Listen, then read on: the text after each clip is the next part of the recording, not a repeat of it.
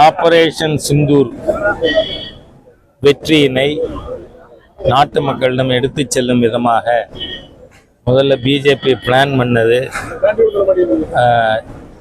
தேசிய கொடி அணிவகுப்பு தான். தமிழ்நாடு முழுக்க, பாரத தேசம் முழுக்க எல்லா இடங்கள்லையும் அது நடந்து கொண்டிருக்கு. ஆனால் துரதிருஷ்டவசமாக திருவாரூர் மாவட்ட காவல்துறை அதற்கு அனுமதி கொடுக்கல. எனக்கு அதிர்ச்சியா இருக்கு. தேசிய கொடி எடுத்துட்டு ஊர்வலம் போறதுக்கு எந்த கட்சி கொடியும் கிடையாது. அதுல எங்க மாநில தலைவர் திரு நயினார் நாகேந்திரன் அவர்கள் ஏற்கனவே சொல்லியிருந்தார், எல்லா கட்சிகளும் வாங்க, எல்லா அமைப்புகளும், மாணவர்கள் எல்லாரும் வாங்கன்னு.